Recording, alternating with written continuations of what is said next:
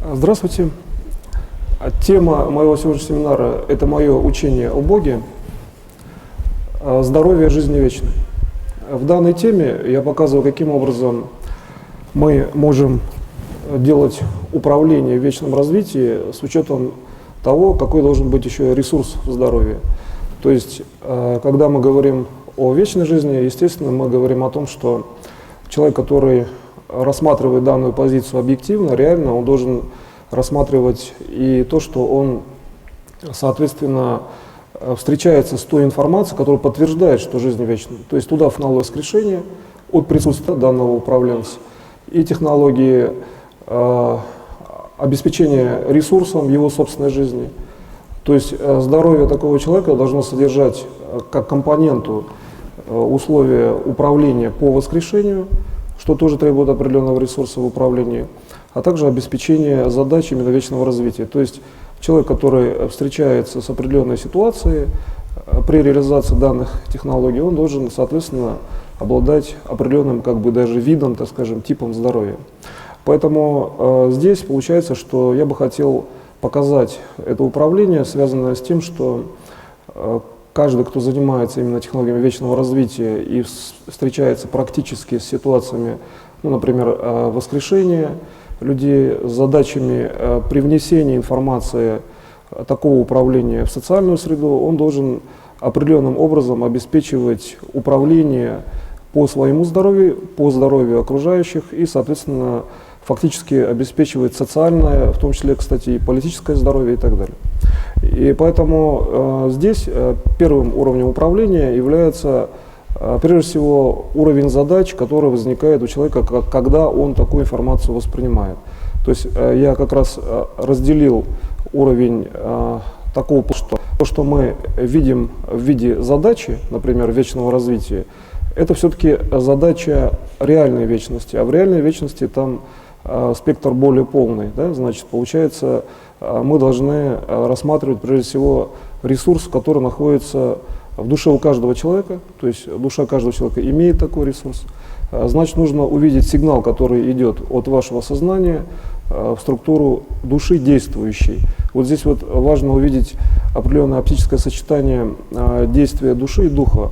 Воспринимается, кстати, это очень просто, как бывает часто в обычном варианте. Вот человек что-то увидел, и у него на восприятии идет импульс в виде светоимпульса, который как бы касается тела на определенном уровне. Вот здесь важно увидеть такое восприятие в управлении, когда вы рассматриваете все-таки прикосновение информации, но вы воспринимаете, что информация касается тела. Вот этот первый уровень, когда структура вечного фактически здоровья касается вас. Кстати, научиться это несложно. Например, человек читает книгу, и вот он просто бросает взор на какой-то предмет. Вот, например, там человек находится на кухне, и вот он бросает куда-то взор, такой практический пример, и тогда импульс, который касается его тела, между прочим, вот этот импульс от структуры вечного развития именно, потому что когда мы уже умеем вот этот импульс выделять, то получается, что ресурсный уровень здоровья, он вкладывается фактически в бытовой, так скажем, уровень действия. И поэтому, когда мы распространяем действие, скажем так, на бесконечность, то желательно сейчас, вот когда я именно такое управление показываю, сейчас прям стараться этот уровень распознать, потому что структура вечности это все-таки всего лишь навсего информация, в том числе, и умение распознать эту именно систему управления, это действие управления, это достаточно специальная характеристика управления, и лучше этим заниматься постоянно какое-то время. То есть по текущему семинару желательно, чтобы после уже семинара управление развивалось практически все время, например, там целый день, так скажем, и периодически, как можно чаще к такому управлению возвращаться.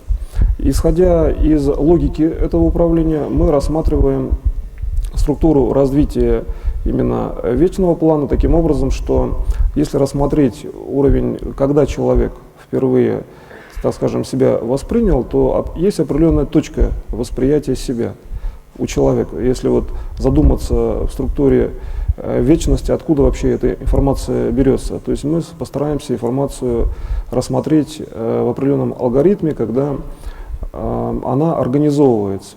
И тогда получается, что делая сейчас управление по вечному развитию, то есть его постоянно нужно делать на уровне души, мы сможем рассмотреть такой статус. Например, как Бог воспринимает вечность, да, с точки зрения логики вот, управления. То есть он все-таки вечность воспринимает как внешнюю систему управления, то есть идущие к нему. И в этот момент он приходит и к себе, и одновременно себя самоосознает. Потому что Бог, он все равно создатель любой реальности, да, в том числе вечности. Получается, что когда мы рассматриваем такой уровень движения, мы должны рассмотреть для человека как бы подобную проекционную систему, и практически человек же должен сделать так же, он должен воспринять систему как бы в полноте своей, независимо от того, что она сложная или несложная, все-таки воспринять структуру вечности как систему управления. Я же говорю о системе, которая должна действовать всегда. И поэтому получается, что здесь именно структура вечности — это есть развитие человека все-таки. Вот если задуматься над тем, что изначально точка создания человека, ну, например, там в пространстве информации, какая-то точка, где начинается первичное свечение, человек воспринимает себя, где он был создан, но ведь до этого существовала структура вечности, до его возникновения, получается. А эта структура, она как бы естественным образом переходит в структуру его собственного как бы такого информационного уровня. До структуры вечности есть действие Бога. Получается, что человек все-таки на логике просто, он неразрывно связан с системой вечного развития. Обычно логическая модель. Мы просто берем информацию человека, информацию из вечности и не делаем разрывов, просто рассматриваем вот эти оптические линии связи. Тогда получается, где-то в структуре вечного развития существует уровень, где человек может контролировать ситуацию, например, с текущего времени. Для этого мы все-таки рассматриваем уже динамическую систему развития человека, где оптический уровень его собственного как бы, управления развивается как в минус бесконечно, то есть в структуру вечности, и в сторону себя, то есть где человек начинает управлять собой, так скажем. То есть переходим в структуру управления, но ту структуру, которая называется все-таки управлением через технологии вечного развития, именно жизни вечной. И когда мы начинаем данную структуру развивать уже как структуру развития души, то здесь видно, что действие духа человека может быть действием в том числе конкретным, локальным, так скажем. Бесконечный дух может быть проявлен точно так же по форме, как физическое тело человека. То есть дух, организовывающий физическое тело. Бесконечный дух, который изначально бесконечен и единен с духом Бога, он создает структуру физического тела. Дальше мы переходим на более глубокий уровень, где тело создает физическое тело. То есть мы рассматриваем в информации очень простую, в принципе, логическую модель. Значит, когда тело человека двигается на секунду вперед, есть его же тело, значит, получается, из физического тела человека исходит информация его же тела. Ну, это просто логика. А когда мы начинаем этот процесс рассматривать на информации вечности, то есть до организации человека, до первого импульса восприятия, мы можем уточнить импульс, то есть сделать его более тонким, локальным, как бы динамичным даже, и увидеть, каким образом человек организовывает себя до структуры даже первичного восприятия, да? То есть до структуры создания. Я все время вот нахожусь в области информации, которая называется как бы внешней вечностью, до создания человека, и даю управление, как этой информацией нужно управлять. Потому что мы же, технологи, должны очень четко знать структуры, в общем-то, технологически просто. И в связи с этим получается, что в этом управлении нужно выделить законы, в общем, распределения информации, как информация выглядит, при этом это должно быть достаточно просто и быстро к выполнению. Поэтому вот здесь вот детализация, где я говорю, что есть тонкая некая грань, которая говорит о том, что можно управлять уровнем из вечности, уровнем своей самоорганизации, эту грань можно делать все-таки системно. То есть не то, что это там надо творчески как-то сориентированным быть или же какие-то специальные мероприятия провести. На самом деле каждый из этих уровней должен быть системным, потому что мы же говорим о том, что технологии должны быть распространены как системные технологии. Ведь в условиях, когда там возможна та же самая глобальная ядерная война, показать ценность человеческого тела, и в отдаленной информации видно, что невозможна война, кстати, совершенно четко видна эта информация, что не будет такой глобальной войны. А переход — это какая-то система действий, да? То есть есть прогноз, абсолютный прогноз в этом действии, а еще же нужно его реализовать, то есть что-то сделать в виде системного уровня. И получается, что здесь вот ресурс именно здоровья человека — это организация здоровья, то есть организация всех событий человека до уровня, значит, нахождения как бы человека в какой-то точке события. Это значит проработка всех линий вокруг информации человека. В большей степени, в первую очередь, это проработка линии именно вечного развития, то есть работа со структурой вечности. И когда вы работаете со структурой вечности, то здесь сразу же видна задача Бога. Например, простой вопрос. Вот что думал Бог, когда организовывал такую систему передачи информации человеку? То есть как он рассматривал вообще фактор своего собственного здоровья?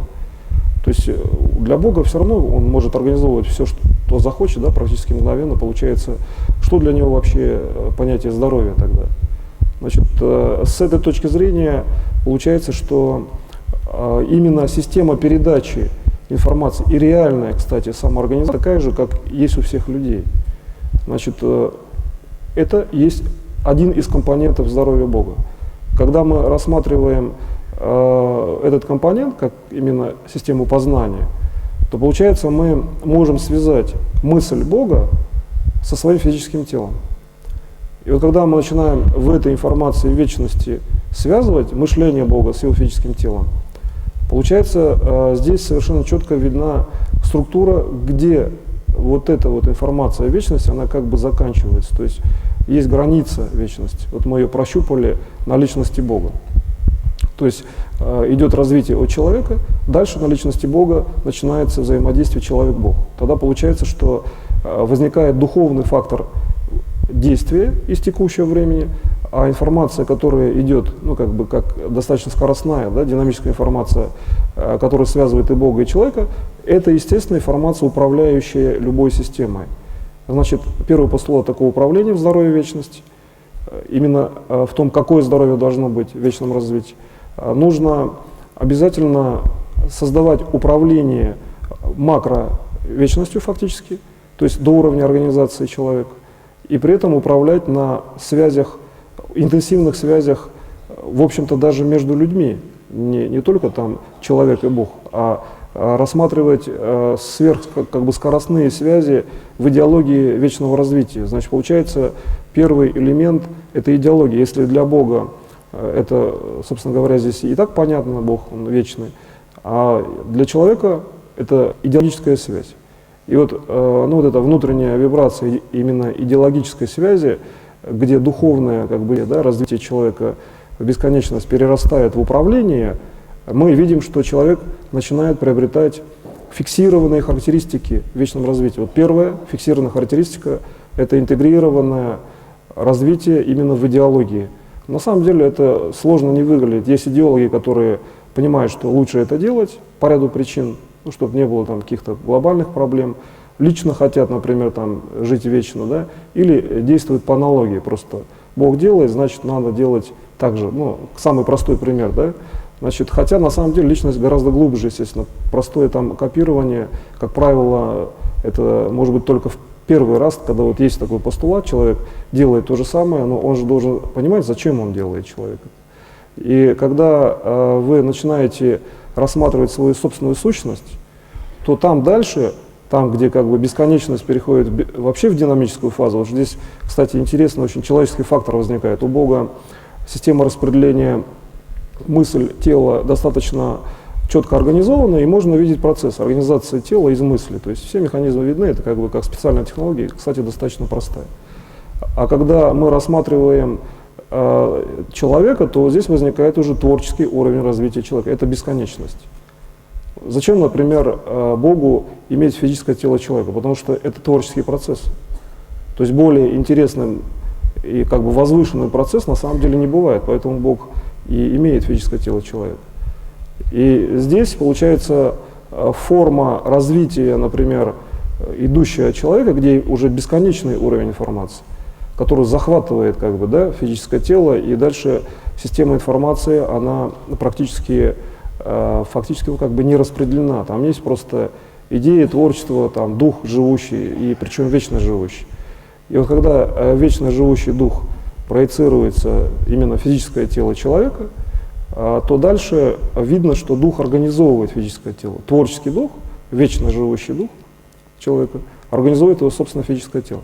При этом без каких-либо разрывов, там, без каких-то даже системных связей, просто дух и тело – это единая сущность. И в основе есть душа, вечно живущая душа человека. И здесь переход от души в духовную и как бы биологическую, да, физическую структуру человека – это есть уровень, на котором держится весь мир. То есть душа, несущая вечность мира, сама являясь вечной. И вот когда человек начинает осознавать такую структуру, то внутри себя он видит вечным. Вот обратите внимание, как бы, ну, в бытовом считается восприятие, человек по сути себя всегда видит вечным. Вот просто надо по этой линии пройтись. Она достаточно конкретно, локальная линия, идущая в сторону сердца и где-то фиксированная на уровне сердца. И как бы здесь эта линия, она достаточно такая простая, то есть она не в само сердце, она как бы прикасается к коже человека, но воспринимает сердце, а не кожу. То есть динамическая система, да, которая двигается.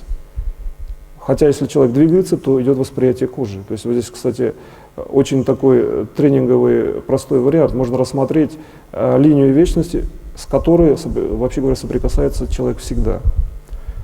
И когда эта линия начинает, по аналогии с тем, как я сказал, есть первая фиксирующая фаза, да, перерастания человека в вечность, начинает видеть, что импульсы перерастают в фазе именно вечного управления, то опять известный нам механизм, там, где вечность непосредственно вот выделена нами, да, до точки создания человека, это определенно как бы блок, что ли, как информация выглядит, вообще говоря, просто как небольшое свечение, причем я, кстати, показываю именно в том месте, где это находится.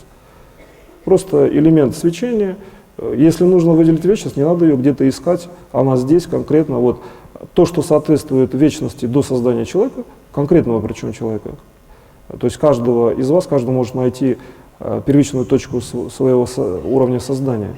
Больше даже уровня, потому что в совокупности есть еще система создания души, первичный уровень создания в структуру и смотрит, как его душа создается. Это уровень более глубокий и сопоставим со свойствами как бы вечного развития. Вот какие свойства имеет окружающая вечность? Вот на свойства вечности еще можно влиять через структуру души. Потому что изначально от Бога всегда душа вечна, поэтому мы можем просто-навсего, даже передвигаясь в структуре души, мы можем рассматривать, как влиять на вечность локально и передавать сигнал, например, в любую точку. То есть душа бесконечно развита, можно просто структурировать душу, там, не видоизменяя каких-либо особых систем, просто используя как бы известные качества. И вот эта вот структура вечности до уровня души, опять же, которая является как бы фактологической вечностью, да, в структуре восприятия, она достаточно просто управляема из уровня души, из уровня духа, сознания и из уровня физического тела. И вот уровень физического тела — это, например, там, движение тела, это какие-то действия тела, нахождение тела в данный момент и в данном времени. И если вот мы вот эту сущность мира рассмотрим с точки зрения вечного уровня, находясь здесь, мы сейчас, например, рассуждаем на тему, в чем там глубинный смысл и как вообще развить эту систему вечность, да? То есть как эту волну распространить в структуру вечности. Если мы находимся здесь, а технолог ведь так в управлении рассуждает, так как здесь находимся и имеем структуру, например, определенные нормы, или мы работаем над определенным уровнем задач, и они решаются. И вот эта управление можно улучшить, развить, то получается, что в структуре вечного развития мы должны очень четко найти элемент передачи информации данного как бы состояния, и где вот есть улучшение, причем в управлении, передать в структуру следующую, структуру бесконечную. И тогда именно управление элементом вечности, который неразрывно, вообще говоря, связан с телом уже человека, и вот эту вот неразрывную часть связи можно найти путем взаимодействия вечности и человека на уровне логики, на уровне управления. Например, нужно оздоровить какой-либо орган, да, или просто оздоровиться.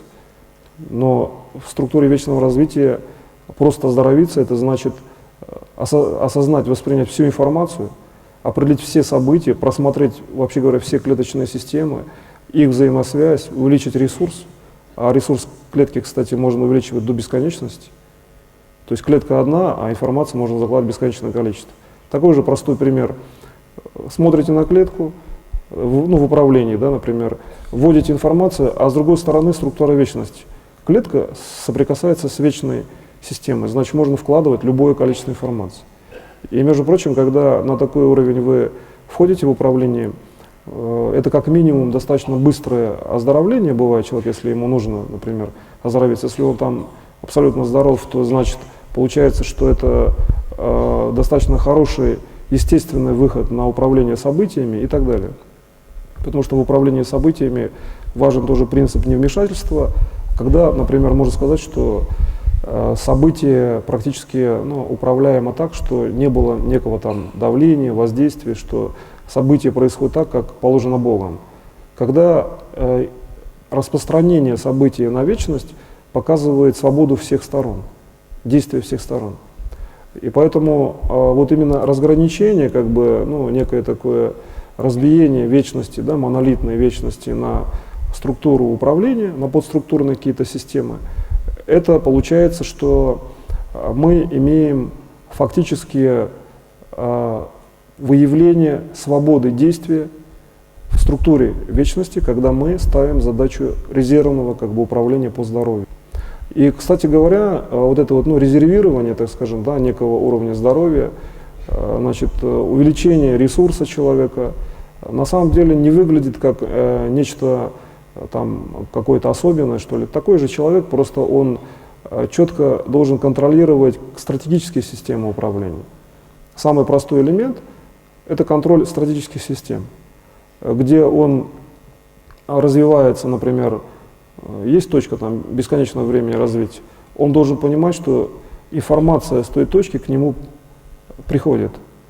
Часто с опытом это просто-навсего контроль неких систем связей с информацией будущих событий, и все. То есть это часто не какая-то там сложная технология, не какие-то там детализации там в событиях.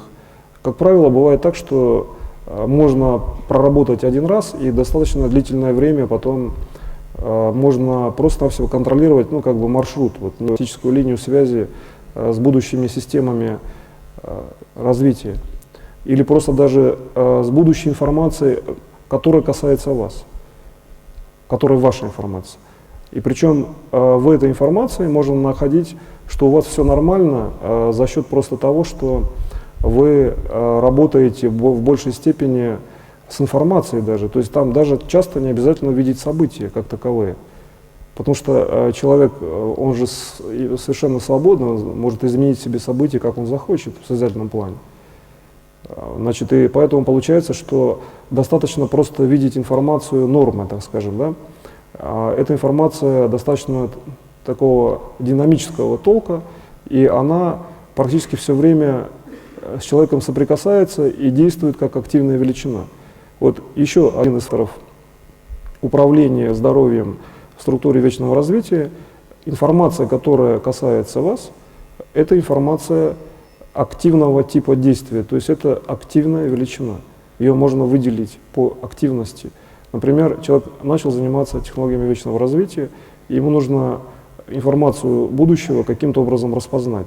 Так вот, информация, которая проявляет активность, причем она нейтральна, кстати, она выглядит просто как оптический уровень сферы, причем даже не локальной сферы, а как бы такое свечение без четких границ.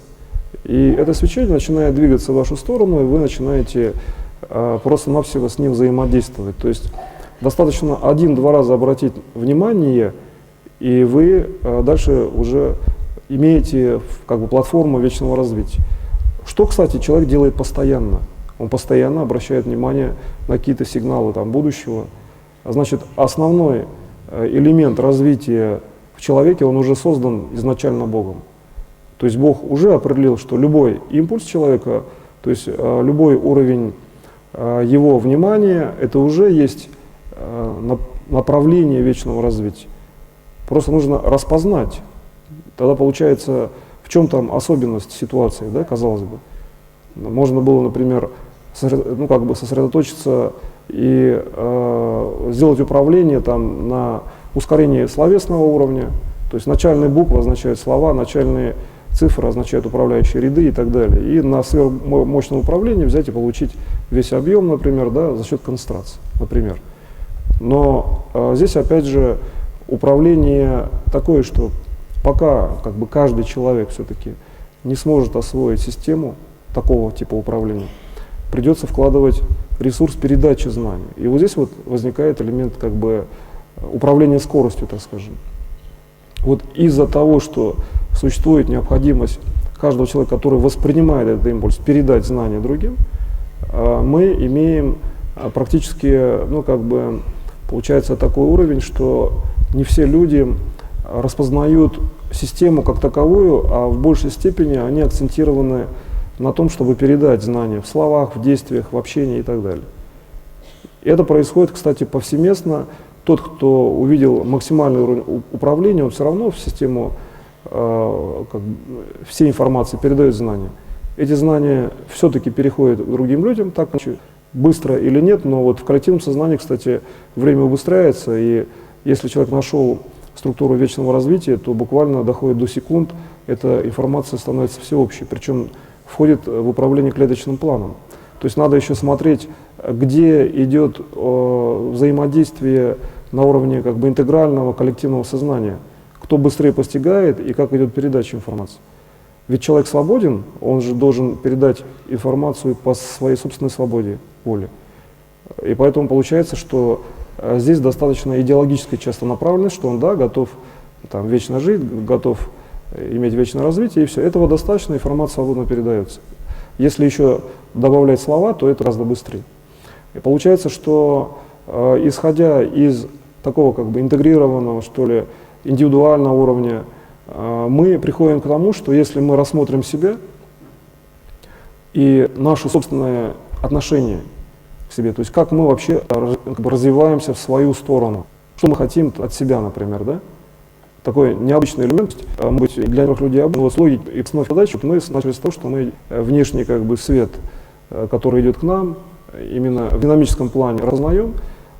Но когда мы начинаем фокусировать управление и смотреть в структуре вечного плана развития, то здесь мы видим информацию о себе, вообще говоря, собственный, например, там, уровень управления, собственные задачи и так далее.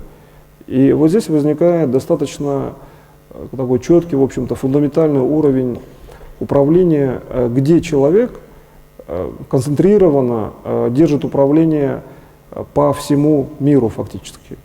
То есть вообще основной, что ли, уровень управления, где человек держит. Причем системно, совершенно, значит, контролируемо. Вот здесь вот возникает уровень, что вы вынимаете собственную систему познания, собственное состояние как действие.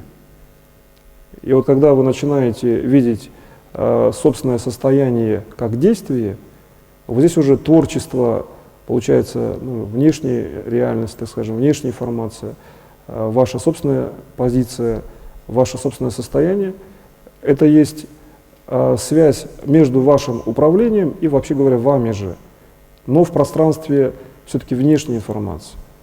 То есть это не где-то там глубоко в душе, хотя можно работать на глубинном уровне души, да, нужно в управлении входить в структуру управления душой фактически, то есть надо прикасаться уровня души, а это, значит, все зависит все-таки от практики. Кто хочет, может делать так. В данном случае я говорю, что взаимодействие с любой информацией, это есть вечная летечка. Если он от этой позиции, то есть вкладывает задачу его развития в любая внешняя информация, которая соприкасается человека и имеет как бы обратный сигнал или отражение, просто когда человек ее воспринимает, эта информация развивается как структура как бы развития самого человека и распространяется в вечность. То есть мы сделали первый шаг, да, замкнули первый круг управления в распространении информации. В первом уровне это аксиома, звучит совершенно ложком. Вот обойти его практически невозможно. Это очень жесткая система связи. Вот чем больше величина, тем жестче система связи в управлении. Значит, получается, что большая величина – это вечность, да? И нам нужно, вот первый шаг – это именно взаимодействие с своей информацией. При том уровне, что мы вкладываем в информацию задачу вечного развития, в каждый элемент этого взаимодействия. Можно, кстати, рассмотреть так, что вы рассматриваете себя или там состояние своей души в плане управления, где есть контроль, причем такого спокойного управления, просто очень концентрированного и как бы, в общем-то, даже обычного, нормального управления. Значит, то есть без каких-либо там специальных мероприятий, ускорений и так далее. Обычное состояние. Просто найти надо этот центр, это опять же в районе где-то сердца на информации. Вот информация не обязательно должна иметь ваш контур, но вы должны воспринимать информацию как информацию своих действий. Канал очень простой. Информации много в пространстве информации. Выйдите на тот уровень, где вы воспринимаете как информацию своих собственных действий. Это похоже на то, что вы смотрите на себя и как бы наблюдаете за тем, что вы делаете. Вот и все. Простой канал управления. Значит, а дальше то, что идет от вас, имеет статус вечного развития, уже потому, что вы туда вкладываете задачу вечного развития. И вот уже второй круг, тоже достаточно конкретный и, в общем-то, жесткая, в общем-то, аксиома управления, что следующий уровень должен содержать, это опять некая сфера информации, должен содержать ваши знания, понятные до уровня их возникновения. Вот здесь, обратите внимание, очень, в общем-то, как бы сложная позиция в управлении, на самом деле она очень проста, до какой-то такой как бы колоссальной степени простоты. Потому что дать знания до уровня возникновения проще, чем уже когда они сформированы, где существуют связи. И вы должны передать знания о вечном развитии другим людям до того, как знания имеют какой-то вот выраженный системный вид. Потому что только первое понятие, сразу же начинается достаточно большой массив информации, а вы же работаете с технологией вечности, массив и так уже большой. То есть вот разница в этой идеологии и вообще практике работы в том, что вы все время работаете с большим, колоссальным массивом информации. Значит, достаточно одного контакта с этой информацией, и вы должны получать управление. И вот когда вы начинаете переводить управление уже в бесконечный статус, то есть вы должны только определять места, которые обозначают какое-то действие.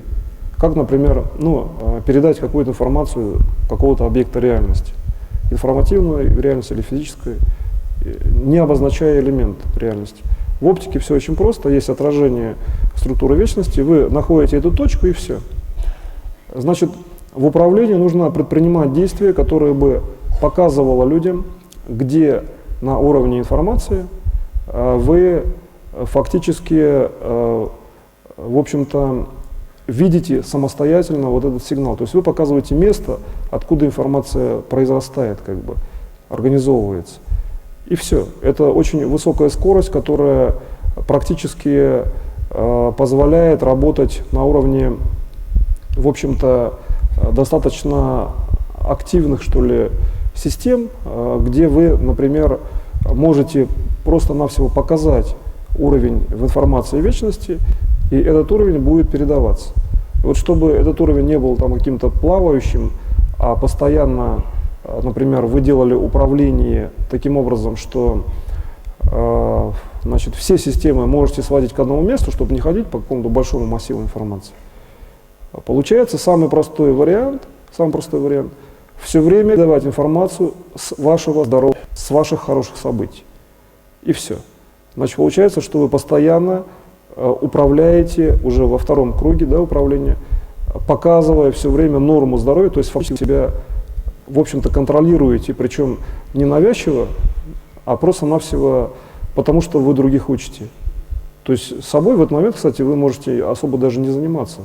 Просто вы показываете место, откуда информация передается, которая потом структурируется и так далее. И вот, кстати, сейчас сделайте такое управление, то есть постарайтесь передать знания до того, как они сформированы, показывая просто на свое здоровое тело в структуре вечного развития. Кстати, это очень мощная такая резервная, что ли, система управления по здоровью.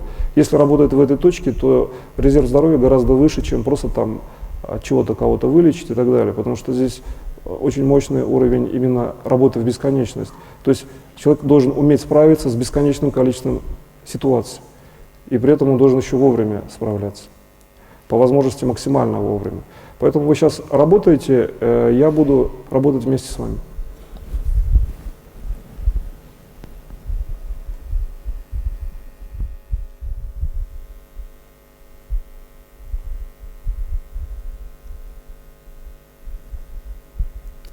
Кстати, здесь возникает в таком управлении такой элемент, что когда человек начинает заниматься данным управлением, он должен контролировать, получается, себя, и при этом управление такое, что мало того, что он там должен, например, заниматься своим физическим телом, если у него есть какие-то задачи, да, по оздоровлению, если нет, он, значит, должен постоянно резервировать.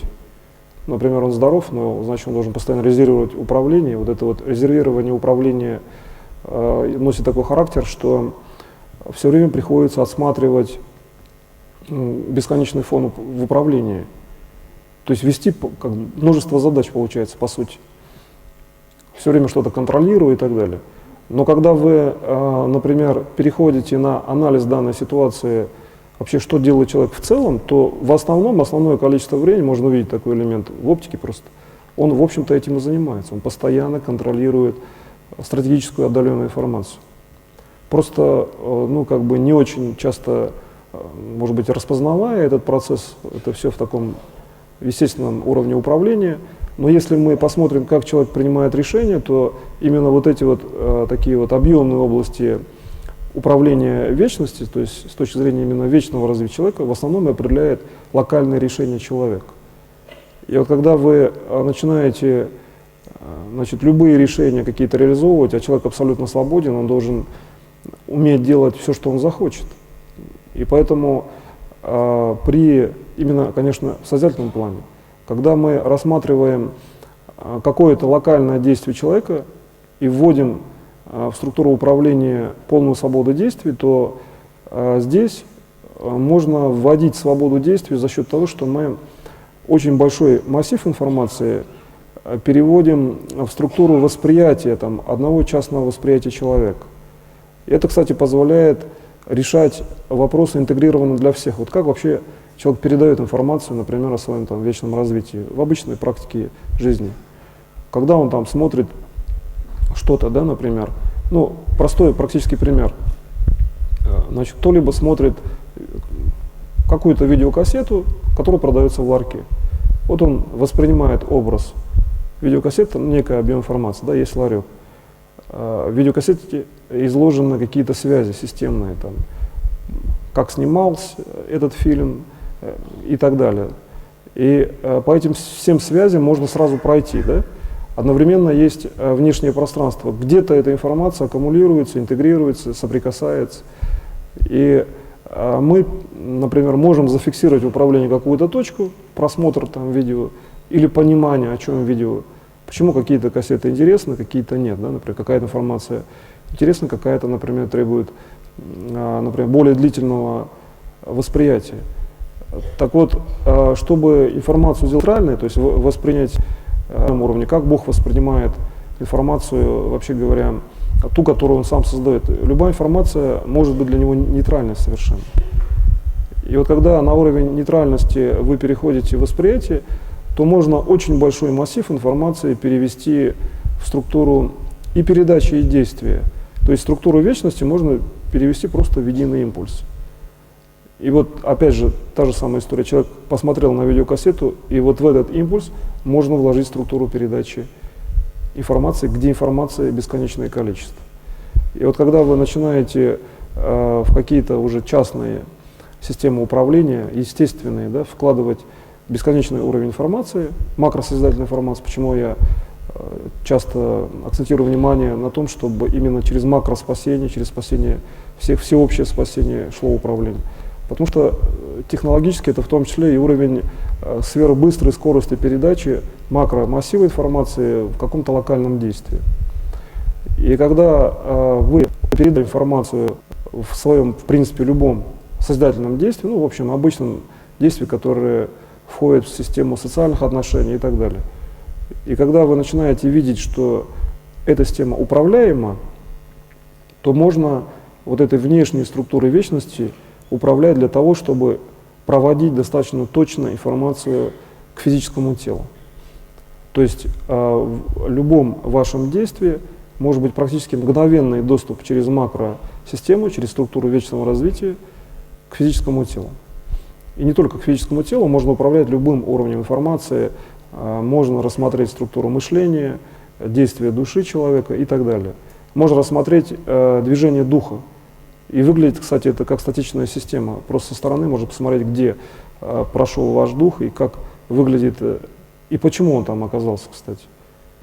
Именно в информации, да, так скажем. Так-то вы все равно контролируете ситуацию полностью, а именно вот аналитически, как выглядит информация и как рассматривать систему. И вот чем быстрее идет движение, тем более статично получается информация восприятия. То есть сверхбыстрое действие духа и совершенно локальный уровень выражения, когда мы хотим его воспринять.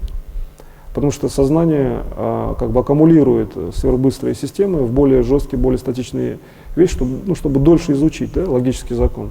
Если система очень большая, проще сделать проекцию более статичной и больше времени уделить для анализа этой системы. И получается, что вот эти вот системы, резервные системы здоровья, которые могут быть использованы, да, применены как системы бесконечного развития, прежде всего фундаментально так построены, что именно статичная система, физическое тело человека воспринимает все именно бесконечное, что связано с информацией.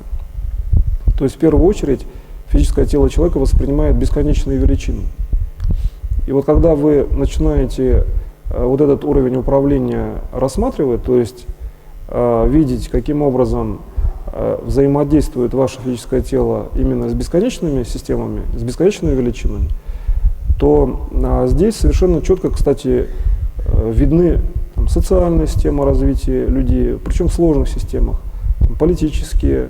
Вот что интересно, здесь в первую очередь, как только вы начинаете заниматься здоровьем и как бы рассматривать позиционно вообще, что это означает в событиях, возникает именно общественная система. То есть в первую очередь человек реагирует на общественную систему. А почему так происходит? Общество развивается бесконечно, Бог дал вечное развитие каждому, значит и обществу тоже, естественно.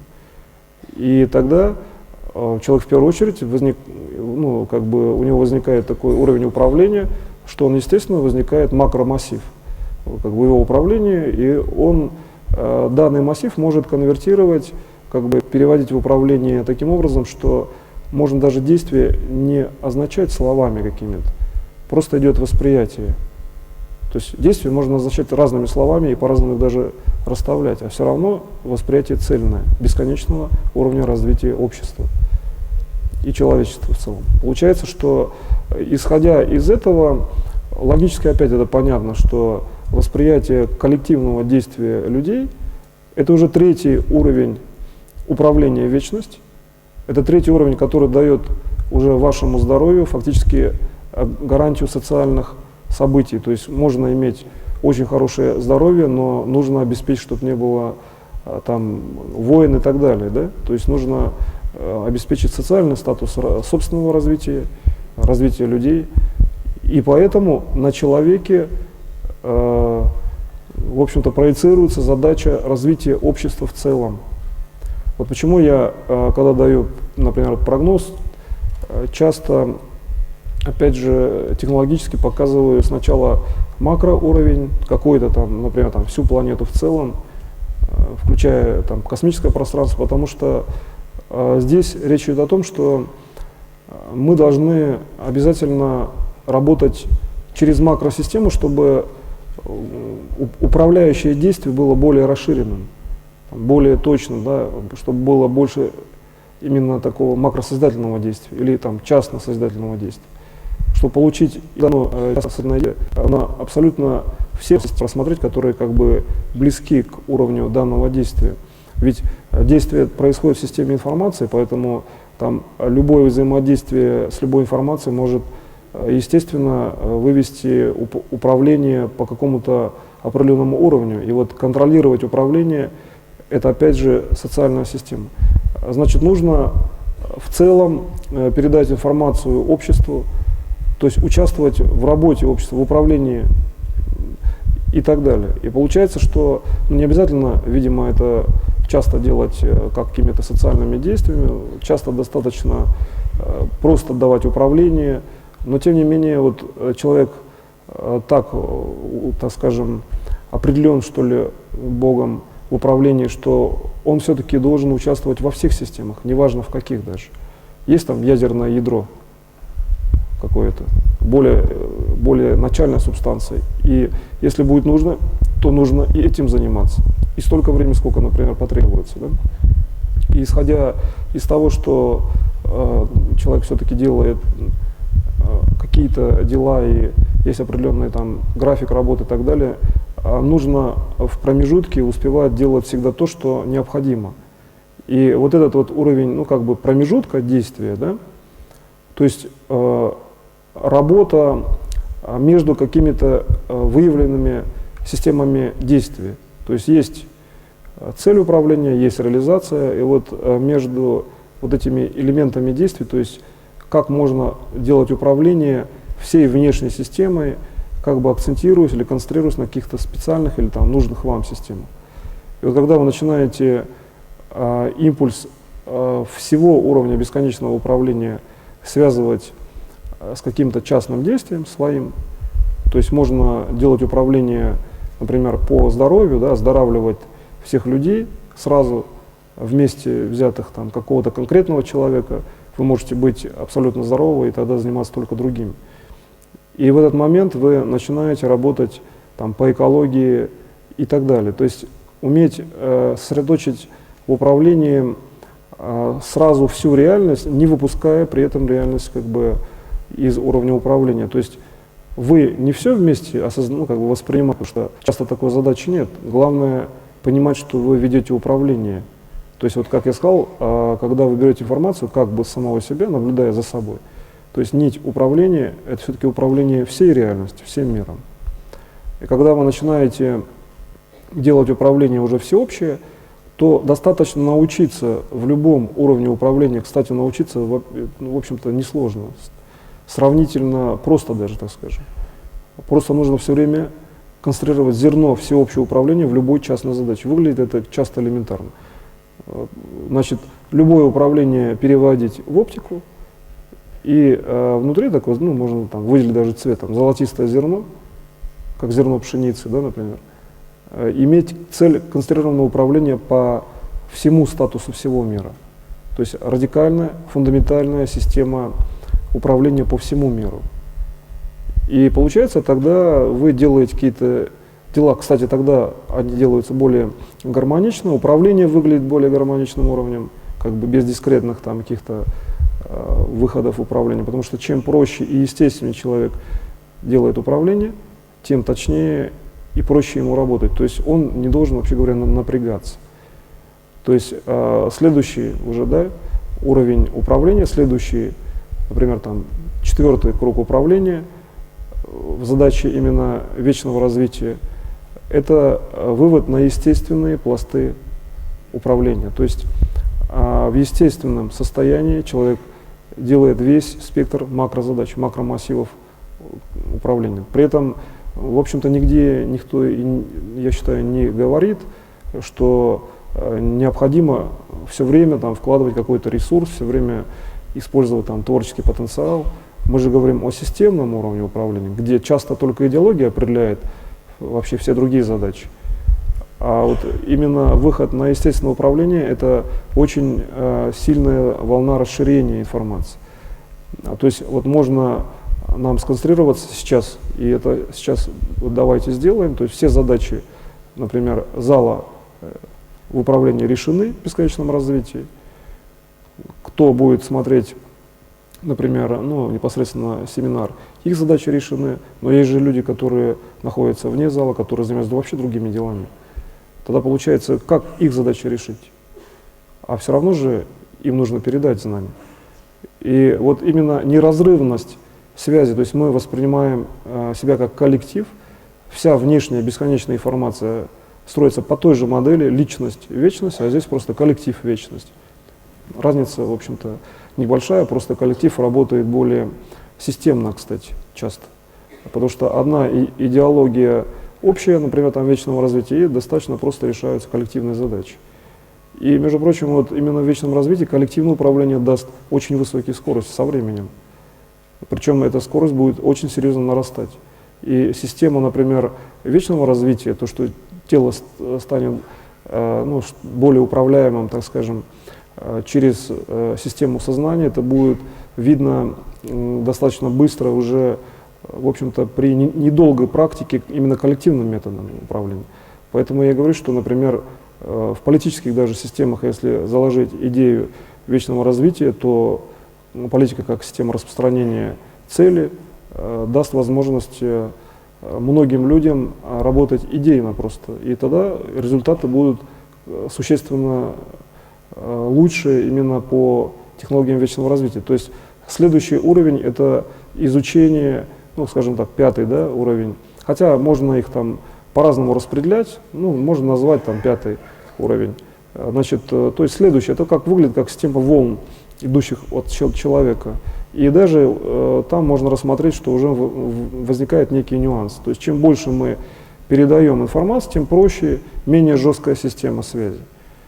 То есть как только мы начинаем передавать информацию между людьми и другим людям, то проще становится варьировать информацию. Нет именно некой жесткости, потому что чем ближе к человеку, да, тем жестче информация, чем больше от него идет управление сознательного или там, макросознательного, тем проще самому человеку. Вот абсолютная, в принципе, свобода действий возникает, когда он максимально делает для всех. Почему? Там Бог абсолютно свободен. Он все, что можно, для других сделал, поэтому он абсолютно свободен, как человек, так скажем. И исходя из действия управления, мы четко видим, что абсолютная свобода Бога, да, или там людей, которые занимаются макросозиданием, они идеологически ведут, ну, например, одну и ту же линию там, вечной жизни, сами формируют причем эту информацию. И получается, что абсолютная свобода — это есть то, что человек сам же себе в качестве там, идейного действия вводит как систему вечного развития. Как я сказал, вечность можно, ну, как бы, рассмотреть как структуру отдельных оптических элементов. Вот монолитная вечность, мы начинаем ее разделять. И вот когда абсолютная свобода человека интегрируется для бесконечного развития, просто даже логически, для бесконечного развития других людей или там, самого человека, интегрируется как система личного действия, то вот эта вот система личной свободы действия превращается в обычный статус внешнего пространства, кстати. Здесь вы очень четко можете увидеть, почему внешнее пространство именно такое. Можете найти связи, почему какое-то действие или происходит, или не происходит. Очень четко видно, что происходит. Вы начинаете влиять на систему. И получается, что исходя из этого, именно влияние на систему происходит как бы изнутри. Что я сейчас показал, человек начинает действовать со стороны вечности. То есть произошло зеркальное отображение. Да? Мы сейчас говорим со стороны вечности. При этом я же не механически перевел, а просто-навсего показал, что мы начинаем действовать дальше, дальше, дальше, волна управления расходится. Естественно, что человек все больше как бы работает со структурой вечности. В какой-то момент он уже находится в этой информации. И не потому, что он взял там и перепрыгнул, да, туда как бы дискретно, или там нырнул, или как-то что-то сделал, какое-то механическое действие, а просто потому, что он естественно развивается в ту сторону. Вот и все. И там, где он начинает себя осознавать как уровень, ну, в общем-то, влияющий на всеобщую систему, он попадает в структуру той вечности, правда, уже олицетворенной с людьми, с действиями, в общем-то, такой живой вечности. Не просто некой там информации вечности, а то, что дает именно вечную жизнь, кстати, реальную причем. То есть вечная жизнь реальна, когда все другие живут вечно. Это, кстати, единственный критерий, который говорит о том, что действительно так. Если хотя бы у одного другого там, человека не полностью этот механизм развит, то мы можем говорить только о том, что могут все люди это делать. Если хотя бы один не умеет, тогда мы должны его научить потом говорить о системном действии. И, в принципе, да, могут люди там, например, постоянно жить вечно, но если критерий, например, все-таки опять же по отношению к одному человеку не выполнен, все равно мы имеем дело с условным состоянием дел. По признаку там, всеобщности, если один не умеет, то его характеристика может быть передана кому-то. И получается, что это тоже нельзя допускать, да? Получается, вечны все. А значит, в структуре отдаленной информации вот переход через эту границу как бы всеобщей вечности, это то, что изначально дал Бог, это естественное состояние человека, это как бы, в общем-то, даже между определенными уровнями управления видно как наиболее естественное состояние человека. И вот мы приходим к наиболее естественному состоянию человека, то, что, например, Бог дал в виде естественного тоже действия, и получается, что просто-навсего в этом состоянии он уже есть вечно.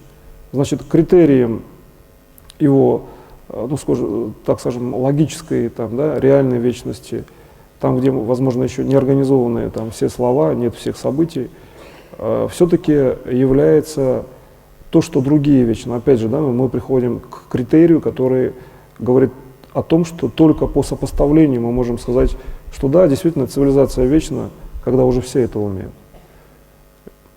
И более того, это относится к каждому. То есть, если один чего-то не умеет, значит, вся цивилизация должна обучаться и так далее.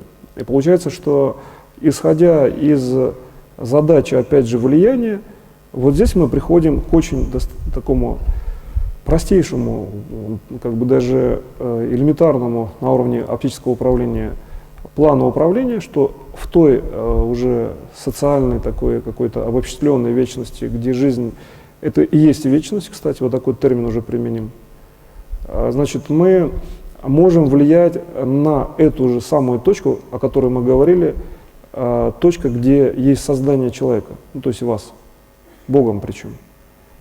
То есть, как делает Бог? Он постоянно же свою собственную точку создания как бы осматривает, да, периодически, чтобы показать, что существует статус времени, да, восприятия, что передать знание.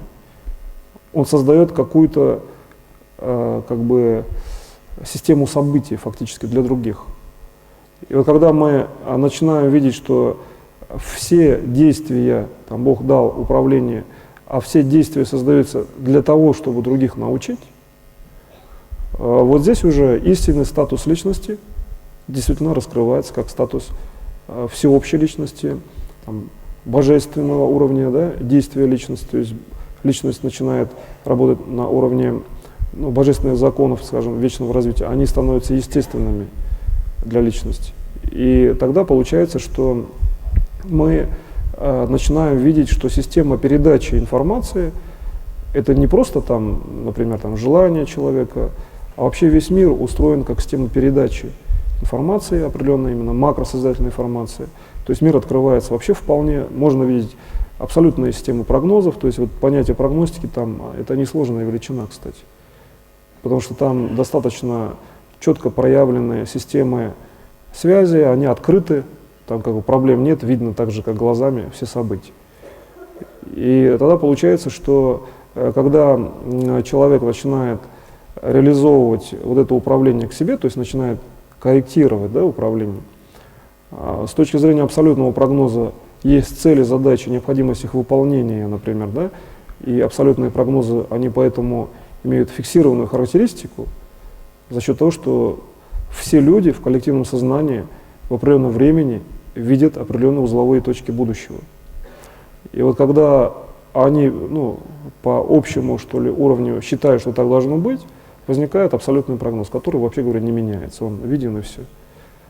А если, например, ну, какие-то частные задачи, в рамках абсолютного прогноза любой человек свободен, значит, он может так или иначе работать все-таки по своим задачам. Естественно, созидательным, когда вот именно созидательные задачи у человека, а я говорю, конечно, о макросозидании в том числе, то вся концепция видна. И вот почему, кстати, очень простой пример, да, влияния, там, деструктивная система, они не могут реально затронуть основ цивилизации, то есть мир точно не будет уничтожен, даже логически ясно по этой системе управления, потому что получается, что там нет прозрачности восприятия, как только первый элемент, ну, не соответствующий задаче вечного развития, моментально пространство сжимается. То есть человек не может тогда рассмотреть прогностическую фазу. И даже логически, если человек созидательно устремлен к вечному развитию, у него все больше, да, раскрывается система прогнозного управления, так скажем, или ориентированно-прогнозного, там, где учитываются еще системы того, что он видит. И тогда полный уровень творчества, полной свободы человека — это логическое, кстати, действие, умение за счет того, что человек лично может что-то увидеть, просто передать другим. И вот, кстати, в управлении сейчас постарайтесь сделать так. Вот пространство открытое, да, определенного абсолютного прогноза. Сделать так, чтобы не было там на АЭС каких-то там дальнейших проблем. Часто это всего лишь навсего работа с одним каким-то атомом. Просто ориентация атома. Если он слишком быстро двигается, взять и его как бы управление, ну, элементарно там, прижать там, в управление, чтобы он зафиксировался, и все. Логика проста. Если более фиксированный элемент, значит нет взрыва, да, например. Моментально находим логический статус, почему мы сделали так. Кстати, вот это можно сделать и увидеть, что любая система, вот прямо сейчас это надо сделать, и увидеть, что любая система доступна в управлении, именно та, которая касается всех людей, все люди согласны. Конечно, все люди согласны, чтобы не было там ядерного взрыва. Поэтому, кстати, работать здесь часто бывает гораздо проще. И когда, например, именно в том плане проще, что действительно не происходит взрывов, и быстро можно на систему как бы управляющие действия совершить, и практически мгновенно система нормируется. Все-таки есть технологические циклы, которые изначально закладывались как норма. И, следовательно, есть определенный закон, который позволяет выявить, как наиболее оптимально влиять на систему, на структуру своей, да, личности, так скажем, до элемента ее создания. То есть выявлять то, что опять требуется в большей степени другим. То есть чем больше вы работаете от себя для других, тем больше в узловых системах вы выявляете, ну, именно в точках, что ли, управления, именно своим уровнем создания, как фактически влиять на события, которые вокруг вас. Ведь влиять на свои события тоже нужно, предоставляя полную свободу, да, самому себе. И вот поэтому область, где вы созданы, она в управлении не меняется. Это вот один из, в общем-то, опять жестких постулатов в системе вечного развития. Значит, здоровье, скажем, с повышенным ресурсом или с необходимым ресурсом для вечного развития — это система, которая находится все время в одном месте. Ну, кстати, как правило, где-то вот с левой стороны в отношении тела и на небольшом там расстоянии вот это свечение все время видно у каждого, причем человека. И когда вы начинаете работать с этой системой, причем доступа, кстати, нет у людей, у других, это система такая, что четко вот этот закон отражен, что реально к человеку кто-либо не имеет доступа, кроме Бога. Да, можно там говорить, что некие существуют воздействия там, и так далее, но это только в том случае, если человек считает, что он может или там, должен пропустить от другого человека некое воздействие или там, какие-то слова. А вот в этой системе именно реализовывается система доступа, и видно, как периодически уровень Бога стыковывается с уровнем человека. И при этом, при всем, видно совершенно четко, что именно в этот момент Бог контролирует и себя. То есть он контролирует первичную точку своего сознания и одинаково относится к людям, что к себе, что к людям. И вот здесь вот единство, да, действия Бога, то есть равное отношение и к себе, и к людям, позволяет очень четко увидеть систему передачи информации в виде определенного уровня знаний именно. То есть, причем таких точных знаний. То, что там один человек может другому человеку передать. Поэтому знания, кстати, полученные именно по задачам вечного развития, как правило, они не искажаются. Их, по большому счету, по сути-то исказить практически невозможно, даже если там, менять слова там, или как-то по-другому определять, разную скорость произношения слов ставить. Потому что есть идея вечного развития, она понятна. Вся структура вечности понятна. Даже визуально есть некое вечное пространство.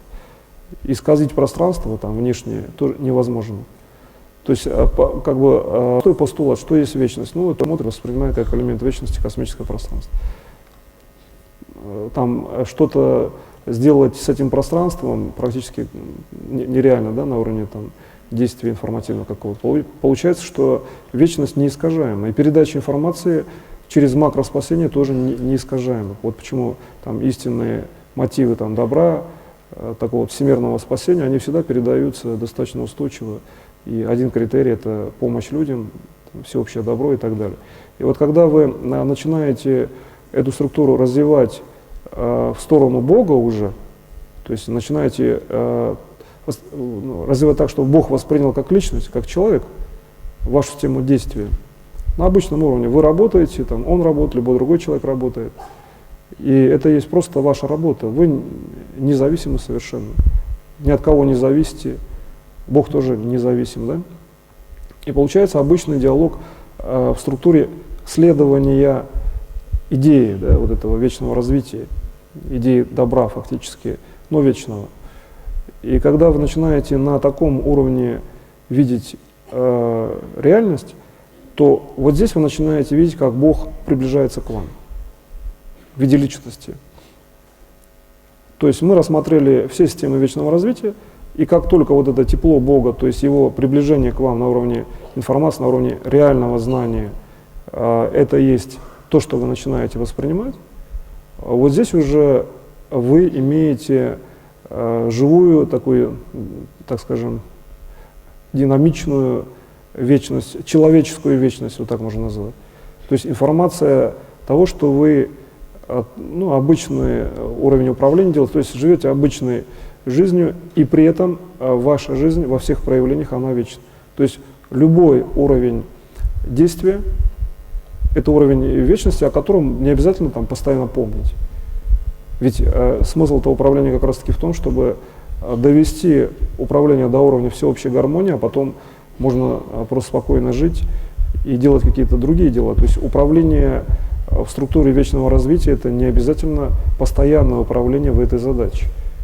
И, как я сказал, как раз-таки основной уровень управления – это умение в естественных ситуациях именно как бы выглядеть так, чтобы со стороны как бы внешнего управления вы смогли получить, что ваше естественное состояние, ничем не ограниченное, такое свободное состояние, гармоничное состояние, это есть тот уровень, что вы уже есть вечны там в любых делах. В каких-то делах вам не надо думать о том, конечно, дела созидательные, опять же, должны быть. Вот уровень именно созидательности, как бы он не означался, да, или как бы он там не произносился, может быть, только начальным уровнем слова или там полным словом. Здесь все-таки подразумевается, что основное количество людей, например, там 99,9, а иногда 100%, все-таки делают действия, направленные на пользу всем людям.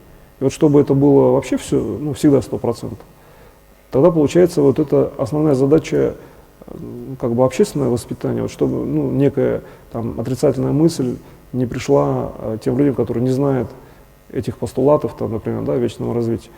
И вот здесь вот возникает еще один резервный уровень, достаточно, кстати, существенный в здоровье.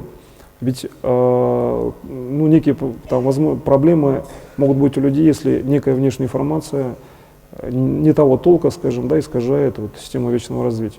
Получается вот именно контроль за любой информацией с той целью, чтобы информация не причиняла вред. И вот этот контроль могут вести как люди, которым нужно оздоровление, а те, кто там абсолютно здоров, например, или там человек просто практически здоров, и могут люди годами находиться в состоянии просто здоровья, там, или десятилетиями, или постоянно, там, вечно, да, и тогда получается, что вот именно задача начала информации, чтобы информация локально не прислала на других людей, это специальная задача именно в здоровье при вечном развитии, при вечной жизни.